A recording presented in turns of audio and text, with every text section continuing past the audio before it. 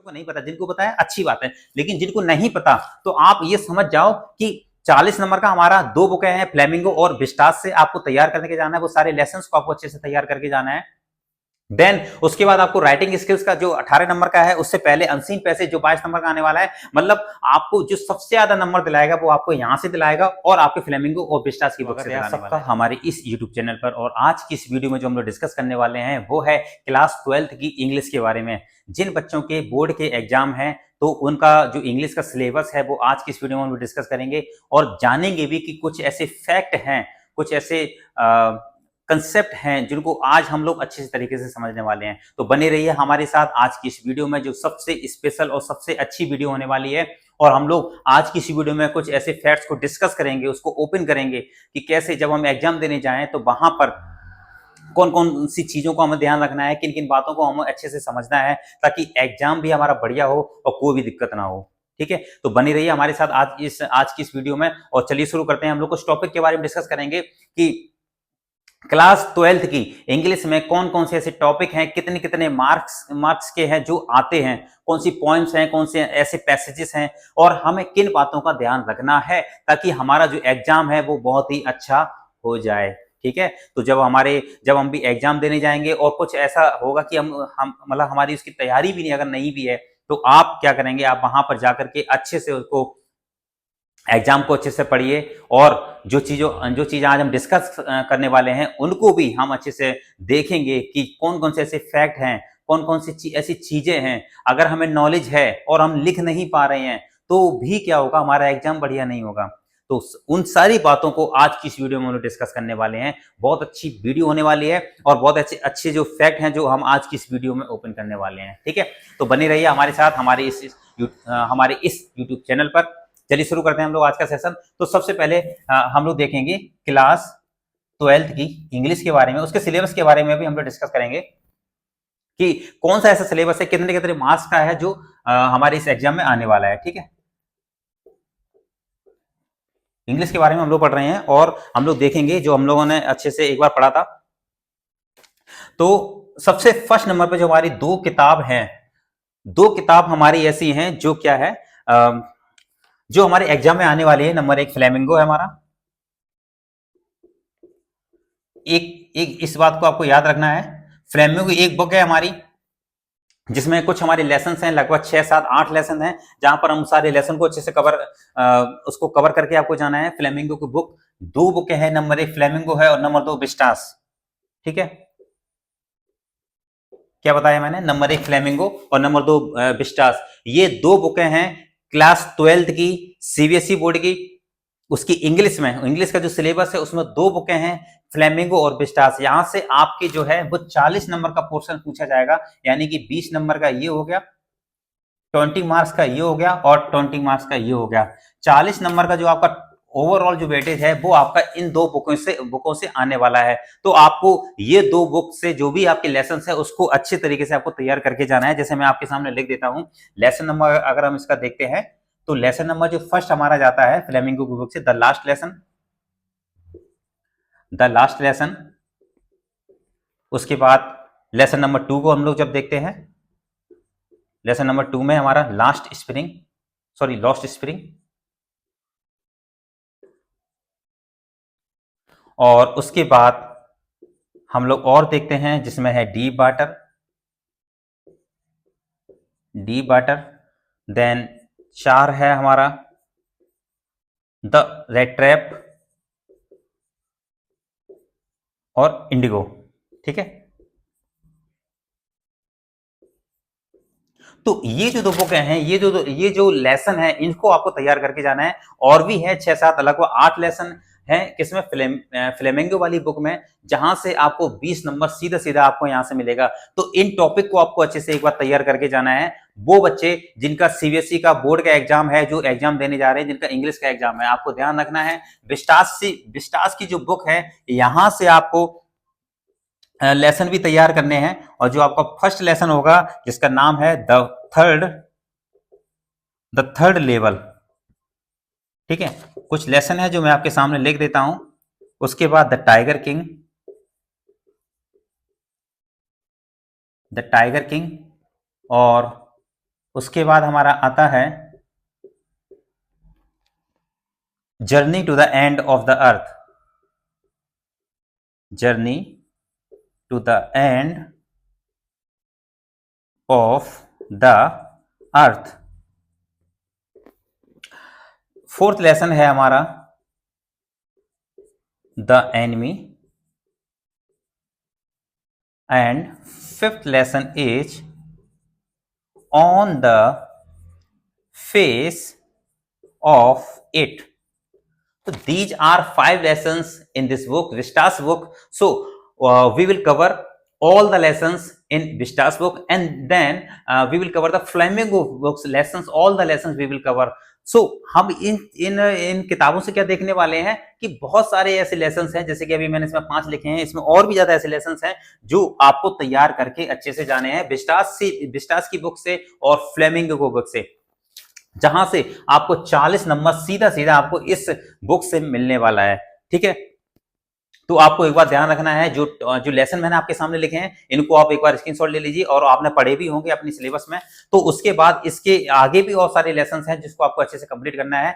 तो एक बात आपको याद रखनी, लास्ट में हम आपको एक बहुत अच्छा इसका फैक्ट बताएंगे, एक बहुत अच्छा तरीका बताएंगे कि किस तरीके से आपको जो हेल्प करेगा नंबर को इंक्रीज करने में। ठीक है, तो सबसे पहले तो आपको जो सिलेबस में पहला चीज है, आपको 2 बुकें आपको तैयार करके जानी है। Number 1 flamingo, number 2 Vistas. ये 2 बुकें, उनके सारे लेसन को आपको अच्छे से तैयार करके जाने हैं। ठीक है, उसके बाद हम आगे और डिस्कस कर लेते हैं एक बार। इन 2 बुकों के अलावा जो हमारा नेक्स्ट वेटेज आता है वो हमारा आता है अनसीन पैसेज से, उसको हम लोग एक बार देख लेते हैं।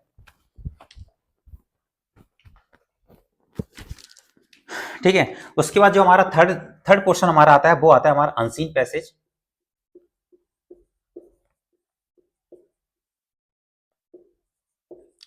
अनसीन पैसेज आपका जो आने वाला है वो समथिंग 22 मार्क्स का आपका, यानी कि 22 नंबर का आपका अनसीन पैसेज आएगा, जिसमें कुछ फैक्चुअल पैसेज हैं जिसमें आपका पूछा जाएगा फैक्चुअल पैसेज,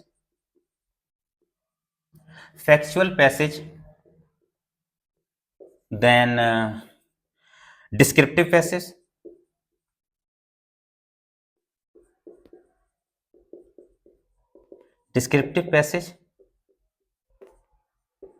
उसके बाद हम लोग देख लेते हैं इसमें लिटरेरी पैसेज,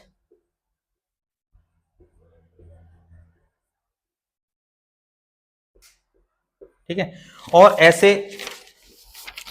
और भी ऐसे पैसेज हैं, यानी कि इसमें और भी ऐसे पैसेजेस हैं जो आपको तैयार करके जाने हैं, जहां पर आपका 22 नंबर का आपका वेटेज जो है वो इस अनसीन पैसेज से पूछा जाएगा। जो आपने तैयारी करी है, जो आपने तैयारी की है, वहां से आपको ये पैसेज जो है लेसन आपको तैयार करके जाने हैं कि फैक्चुअल पैसेज आपका पूछा जाएगा, डिस्क्रिप्टिव पैसेज आपके पूछे जाएंगे, और लिटरेरी पैसेज आपका पूछा जाएगा आपके इस एग्जाम में।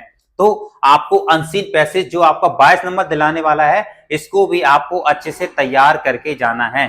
ठीक है, आपको ध्यान रखना है कि 22 नंबर का आपका अनसीन पैसेज आएगा, जहां से आपको और पैसेजेस तैयार करेंगे। आपको एक बार मैं ओवरव्यू बता देता हूं कि किस तरीके से कौन कौन से टॉपिक हैं, कितने कितने मार्क्स हैं, और कौन कौन से टॉपिक आपको तैयार करने हैं। लास्ट में हम आपको कुछ ऐसे फैक्चुअल चीज बताएंगे जहां पर आपको इन सारी चीजों से आपको अच्छे से कर सकते हैं, और वहां पर कोई भी आपको दिक्कत होने वाली नहीं है। ठीक है, उसके बाद हम लोग देख लेते हैं जो हमारा नेक्स्ट सेशन हमारा राइटिंग स्किल से आता है। नेक्स्ट सेशन है हमारा, वो है हमारा राइटिंग स्किल से।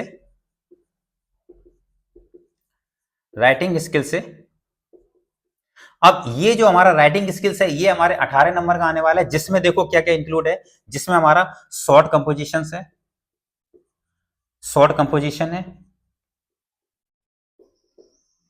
ये मैं पूरा आपको डिटेल में बता रहा हूं। शॉर्ट कंपोजिशन के बाद नोटिस राइटिंग है हमारा, नोटिस राइटिंग के बाद हमारा आता है फॉर्मल और informal,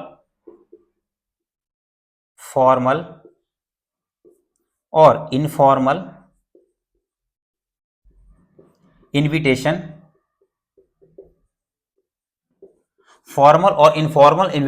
and replies word limit. ठीक है, ये भी लगभग ये आपको 50 वर्ड्स का आपको लिखना है।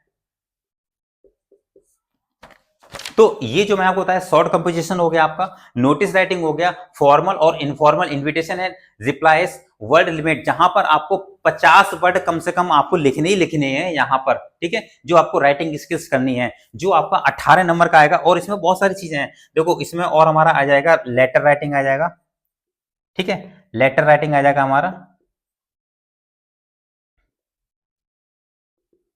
लेटर राइटिंग आने वाला है, जहां पर एप्लीकेशन आपका पूछा जाएगा, जैसे कि application for a job with bio data, biodata और रेज्यूमे, ठीक है। तो ये आपको लेटर राइटिंग लिखना पड़ेगा, जहां पर आपको एप्लीकेशन फॉर जॉब, जॉब के लिए एप्लीकेशन, और या फिर कोई बायोडाटा है या फिर उसका रेज्यूमे के लिए आपको ये खुद से लिखना पड़ेगा। किसमें? आपको ये राइटिंग स्किल्स के अंदर आर्टिकल राइटिंग आपको लिखना पड़ेगा, ये इसी में ही है आर्टिकल राइटिंग, आपको आर्टिकल राइटिंग आपको लिखना पड़ेगा, जिसमें आपको based on the verbal inputs आपको पूछा जाएगा। मैं लिख देता हूं, इसमें आपको based on verbal inputs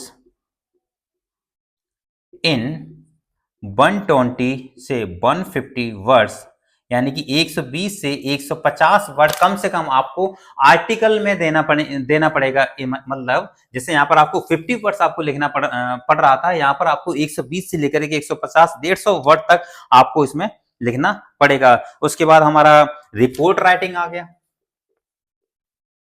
report writing, ठीक है। तो रिपोर्ट राइटिंग में भी आपको सेम जो आपको यहां पर लिखा है based on verbal inputs in 120 to 150 words, same यही सिनेरियो आपको इसके अंदर भी लिखना पड़ेगा। तो ये जो मोटा मोटा जो मैंने आपको आपके सामने जो सिलेबस लिखा है, ओवरव्यू करवाया है, ताकि आपको ये बात ये समझ में आ जाए कि हमारे क्लास 12th में सिलेबस क्या होता है। जिन बच्चों को नहीं पता, जिनको पता है अच्छी बात है, लेकिन जिनको नहीं पता तो आप ये समझ जाओ कि 40 नंबर का हमारा 2 बुकें हैं, फ्लेमिंगो और विस्टास से आपको तैयार करके जाना है, वो सारे लेसन को आपको अच्छे से तैयार करके जाना है। देन उसके बाद आपको राइटिंग स्किल्स का जो 18 नंबर का है, उससे पहले अनसीन पैसेज जो 22 नंबर का आने वाला है, मतलब आपको जो सबसे ज्यादा नंबर दिलाएगा वो आपको यहां से दिलाएगा और आपके फ्लेमिंगो और विस्टास की बुक से दिलाने वाला है। ये जो पूरा जो सिलेबस है क्लास 12th की इंग्लिश के लिए मैं आपको बता रहा हूं, आपको पूरा सिलेबस अच्छे से तैयार करके जाना है जब भी आप अपने एग्जाम को देने के लिए जाएं, ठीक है। तो इसका आप एक बार स्क्रीनशॉट ले लीजिए, और उसके बाद फिर मैं आपको कुछ ऐसी फैक्चुअल चीजें हैं जो मैं आपको बताता हूं।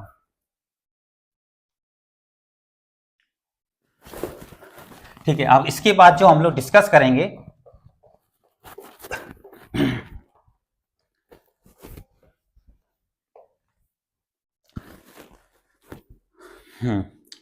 अब हम लोग इसके बाद जो डिस्कस करने वाले हैं वो है एग्जाम में क्या होता है।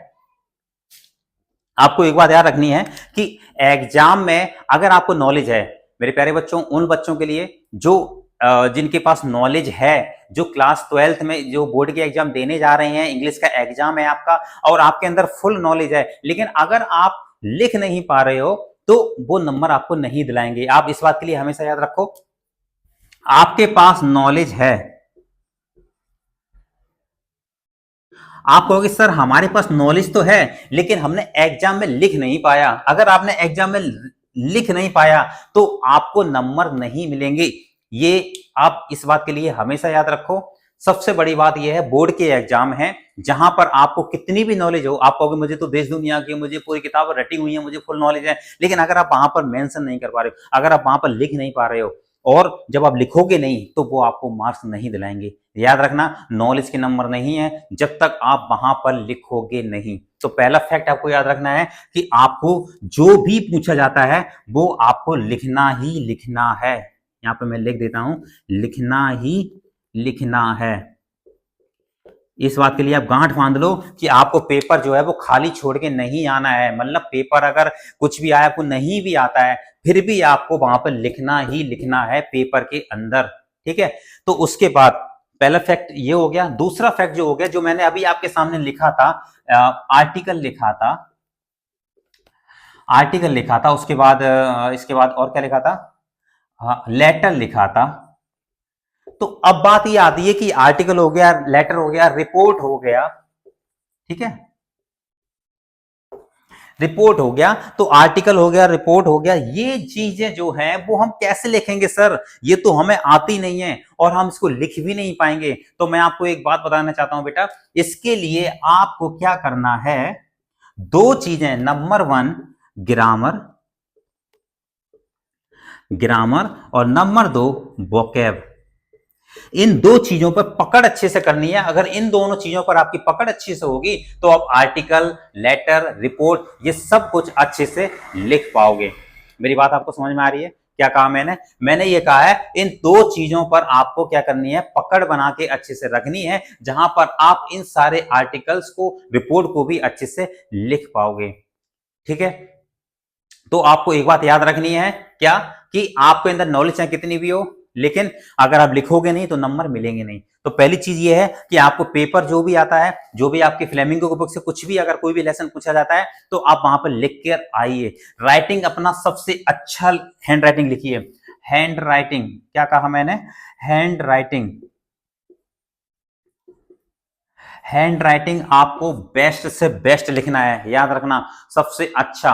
और एक सिस्टमेटिक तरीके से आपको उस एग्जाम के अंदर आपको एग्जाम देना है, ठीक है, आपको लिखना है, क्योंकि जब तक सिस्टमेटिक तरीके से आप नहीं लिखोगे तो वो मार्क्स नहीं दिलाएंगे। तो सबसे पहली चीज हैंड राइटिंग आपको बेस्ट लिखना है। उसके बाद आपको नॉलेज से काम नहीं चलेगा। अगर आपको कोई नॉलेज है लेकिन हम लिख नहीं पाए, बहुत सारे बच्चों का एक्सक्यूज होता है, मतलब क्या होता है कि वो जब एग्जाम दे आते हैं उसके बाद बोलते हैं हमारे अंदर नॉलेज तो बहुत ही लेकिन हम लिख नहीं पाए। कोई फायदा नहीं है। फायदा ये है कि नॉलेज है उसके लिए आपको लिखना पड़ेगा। जितने नंबर का जो चीज पूछा जा रहा है वो लिखो। अगर उसमें पूछा जा रहा है 120 मार्क्स से लेकर के 150 तक आपके वर्ड्स होने चाहिए तो लिखो आप। अगर वो एग्जामिनर आपसे पूछ रहा है तो आप उसको, अपनी नॉलेज को क्या करो, बाहर निकालो। और इन चीजों के लिए आपकी ग्रामर और वोकैब के लिए आपकी अच्छी पकड़ होनी चाहिए, जहां पर आप इन आर्टिकल्स को और रिपोर्ट को अच्छे से लिख पाओगे।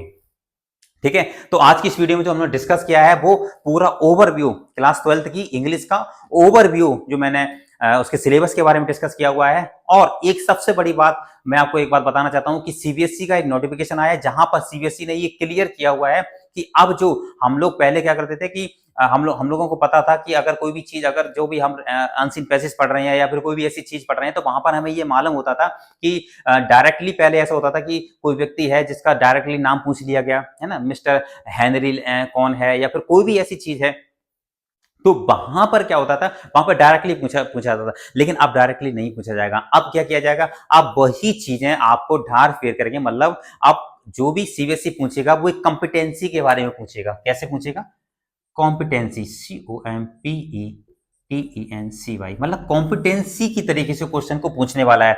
अब बात आती है कि ये वर्ड क्या है, कॉम्पिटेंसी, क्या एक नई चीज आ गई। कॉम्पिटेंसी तरीके से सीबीएसई कैसे पूछेगा, वो ऐसे इसलिए पूछेगा क्योंकि आप जैसे कुछ भी चीज, जैसे आप मान के चलो आर्टिकल लिख रहे हो, आप रिपोर्ट लिख रहे हो, तो वहां पर आपको कॉम्पिटेंसी की तरीके से आपको काम करना पड़ेगा। सीबीएसई चाहता यह है कि आप जो भी काम करो, जो भी आप पढ़ो, जो भी आप लेटर लिखो, या जो भी आप उसमें चीजों को लिख रहे हो, तो उसके लिए आपको दिमाग लगाना पड़ेगा। मतलब आपको चीजें सोचनी पड़ेंगी कि हम किस तरीके से, अंदाजा लगाना पड़ेगा आपको, थोड़ा अपने मन में थोड़ा एनालिटिकल्स करना पड़ेगा। मतलब वो चीजें आपको खुद सोचनी पड़ेंगी। और सीबीएसई भी यही चाहता है कि कॉम्पिटेंसी जो है इस तरीके से अगर काम किया जाए तो एग्जाम जो बच्चा होगा वो मैच्योर होगा। क्या कहा मैंने, बच्चा जो होगा वो मैच्योर होगा। ये शब्द से बच्चा ज्यादा मैच्योर हो जाएगा, क्योंकि वो सोचेगा कि हमें कैसे काम करना है। हमें अगर खुद से अगर कोई निबंध लिखना है, हमें अगर खुद से कोई अगर ऐसे लिखना है, तो वहां पर बच्चा रट्टू तोता नहीं बनेगा, रटंत प्रणाली वहां पर काम नहीं आएगी। वहां पर बच्चा खुद सोचेगा कि हम कैसे वर्ड से वर्ड को जोड़ें, कैसे वोकैब कहां पर जोड़ें, कहां पर ग्रामर का यूज करें, और कैसे हम एक नया लेटर या फिर एक नया ऐसे किसी पर भी अगर पूछा जाए तो बच्चा खुद अपने मन से, अपने दिमाग से वो लिख करके रख दे। तो सीबीएसई भी यही चाहता है कि हर बच्चा जो है, क्या कहा मैंने, हर बच्चा रटंत प्रणाली वाला ना बने, बल्कि वो एक कॉम्पिटेंसी वाला बन जाए। मेरी बात को आपको समझ में आ रही है? कॉम्पिटेंसी ज्यादा very important for all the students. ये सबसे ज्यादा सभी स्टूडेंट्स के लिए बहुत ज्यादा इंपॉर्टेंट है। सबसे बड़ी बात जो लास्ट में मैं आपको बताने वाला हूं, ये आपके एग्जाम में हो सकता है कि आपको थोड़ा यहां पर कम मार्क्स लाए, लेकिन आपको आने वाले समय में सीयूईटी में ये सबसे ज्यादा मार्क्स लाएगा आपको कॉम्पिटेंसी। जी हाँ, मैंने आपसे क्या कहा, सीयूईटी में सबसे ज्यादा नंबर आपको ये दिलाएगा। क्यों? क्योंकि अब बात आती है सर सीयूटी क्या होता है, इसकी मैं वीडियो आपको इसके बाद जो मैं वीडियो बनाऊंगा वो सीयूटी के सिलेबस के बारे में और सीयूटी की जानकारी के बारे में मैं आपको पूरा समझाऊंगा कि सीयूटी आखिर क्या होता है। तो मैं आपको ओवरव्यू यहां पर दे देता हूं। सीयूईटी का मतलब वो बच्चे जो क्लास 12 से पास होकर के जाएंगे ग्रेजुएशन में, तो वहां पर आपके क्लास 12 के बेस पर आपको एडमिशन नहीं मिलेगा और वहां पर आपको क्या करना पड़ेगा, वहां पर एक एग्जाम है सीयूईटी का, वो एग्जाम आपको देना पड़ेगा जिस बेस पर आपका क्या होगा, एडमिशन होगा। मेरी बात आपको समझ में आ रही है? तो बात आती है सर इसका सिलेबस। इसका जो सिलेबस है, एक बात याद रखो, इसका जो सिलेबस है वो इस सिलेबस से बिल्कुल डिफरेंट है। क्लास 12 की इंग्लिश से और सीयूटी का जो सिलेबस है वो दोनों क्या है, डिफरेंट है। इसलिए हमको अच्छे से समझना है कि अगर हम यहां से ये रट लेंगे और अगर इसका सेम सिलेबस सीयूटी का होता तो जाकर बच्चा वहां पर दे देता। सीबीएसई ने क्या दिमाग लगाया, सीबीएसई ने सोचा कि बच्चे को हम कॉम्पिटेंसी वाला बना देंगे, मतलब कोई भी चीज अगर वो लिखना होगा तो बच्चा खुद अपनी समझ से लिखेगा, जब अपनी समझ से लिखेगा तो उसे यहां दिक्कत नहीं होगी। ठीक है, तो मेरी बात को आप समझ पा रहे हो? तो आज की इस वीडियो में जो हम लोगों ने डिस्कस किया है, आप सबको बधाई हो जिनका एग्जाम है क्लास 12 के स्टूडेंट्स। मैं उनके लिए मैं एक बात कहना चाहता हूं कि आप थोड़ा दिमाग से काम करिए। जो चीजें मैंने ओवरव्यू आज यहाँ पे डिस्कस किया हुआ है, तो आपको दोनों बुकें तैयार करके जानी है, लेसन्स को आपको अच्छे से तैयार करना है और लेटर को ग्रामर और वोकैब अच्छे से पकड़ इसमें रखनी है। और आपको जो भी काम करना है कॉम्पिटेंसी तरीके से काम करना, आपको खुद सोचा है, खुद समझ के आपको अच्छा लिखना है। सबसे बड़ी बात, हैंड राइटिंग आपको बेस्ट लिखना है आपको एग्जाम में। ठीक है, तो आज की इस वीडियो हम केवल यहाँ तक रखते हैं। नेक्स्ट वीडियो जो मैं हम लोग डिस्कस करेंगे सीयूटी के बारे में, उसके सिलेबस के बारे में। तब तक के लिए थैंक यू सो मच।